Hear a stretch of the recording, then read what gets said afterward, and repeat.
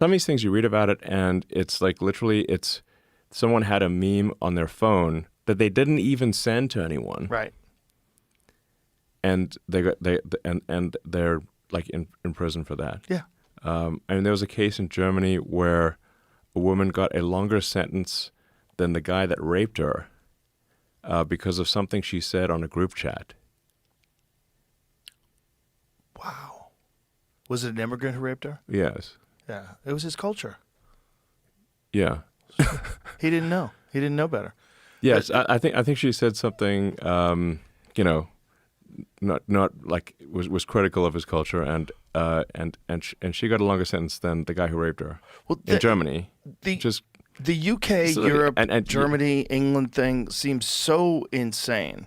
It's totally insane. I actually didn't realize it was like such a huge number of people that got 12,000.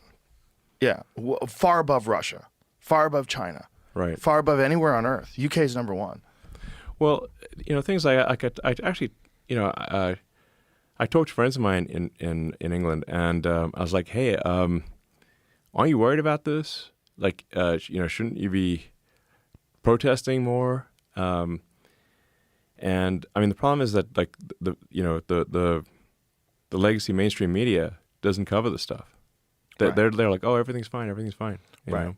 Most people aren't even aware of it until they come knocking on your door. Yeah, until so.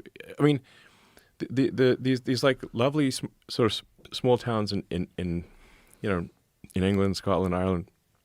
You know, they've been like sort of living their lives quietly. They're like hobbits, frankly. So it's in fact, J.R.R. Tolkien based the hobbits on people he knew in small town England, because they were just like lovely people who liked to, you know, smoke their pipe and have nice meals, and everything's pleasant.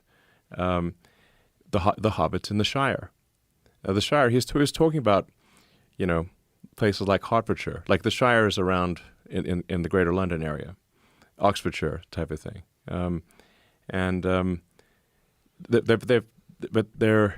the reason they've been able to enjoy the Shire is because hard men have protected them from the dangers of the world, and but since they have almost no exposure to the dangers of the world, they don't realize that they're there until one day, you know, 1,000 people show up in your village of 500 out of nowhere and rape and start raping the kids.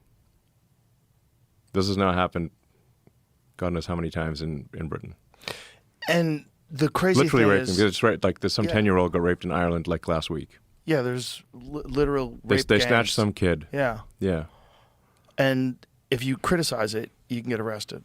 And that's where it gets insane. It's like, how are they not you protecting literally criticize people? it. Like I think it was the Prime Minister of Ireland actually, you know, posted on X because after that I think some illegal migrants snatched a 10-year-old girl who was like going to school or something, and violently raped a 10-year-old girl. And there was the people were very upset about this, and they protested. The Prime Minister of Ireland, instead of saying, yeah, we really shouldn't be importing violent rapists into our country, he criticized the protesters instead and didn't mention that the reason they were protesting was because a 10-year-old girl from their small town got raped. So here's the question. Why are they supporting this kind of mass immigration? And what is there a plan involved in all this? Is this incompetence?